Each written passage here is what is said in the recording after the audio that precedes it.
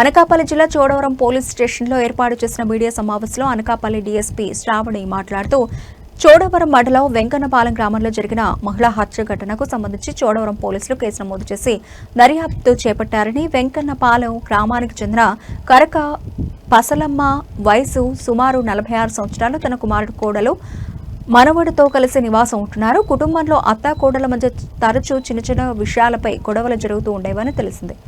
28వ తేదీ మే 2026 ఉదయం సమయంలో కుటుంబ సభ్యులు ఇంట్లో ఉండగా మనవడు చేసిన చిన్న విషయంపై అత్తా కోడల మధ్య మాటామాట పెరిగి ఘర్షణకు దారితీసింది. ఈ క్రమంలో కోడలు నాగమణి కోపోద్రిక్తమై చెక్కకర్రతో పసలమ్మపై దాడి చేసినట్లు ప్రాథమిక విచారణలో వెల్లడైందని తెలిపారు. దాడులు తీవ్రంగా గాయపడిన పాసలమ్మను గ్రామస్తులు వెంటనే అనకాపల్లి ఎన్టీఆర్ ఆసుపత్రికి తరలించగా వైద్యులు పరీక్షించి ఆమె మృతి చెందినట్లు నిర్ధారించారని, మృతురాలి కుమారుడు ఇచ్చిన ఫిర్యాదు మేరకు చోడవరం పోలీసులు కేసు నమోదు చేసి నిందితురాలపై చట్టపరమైన చర్యలు చేపడుతున్నారు.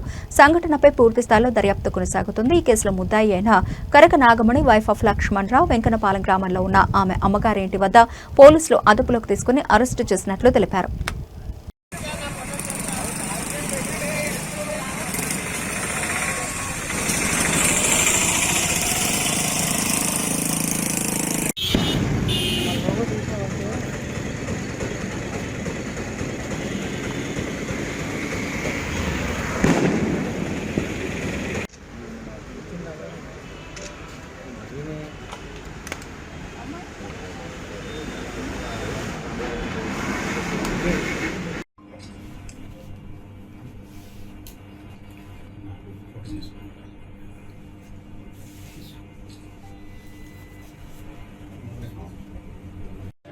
చోడవరం మండలం వెంకన్నపాలెం గ్రామంలో ఒక మహిళ హత్య జరిగింది.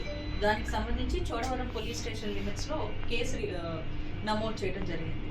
ఫ్యాక్ట్స్లోకి వెళ్తే వెంకన్నపాలెం గ్రామానికి చెందిన కరక పాషాలమ్మ 46 ఏళ్ళు, తన కుమారుడు కోడలు మరియు మనవడితో కలిసి నివాసం ఉంటుంది.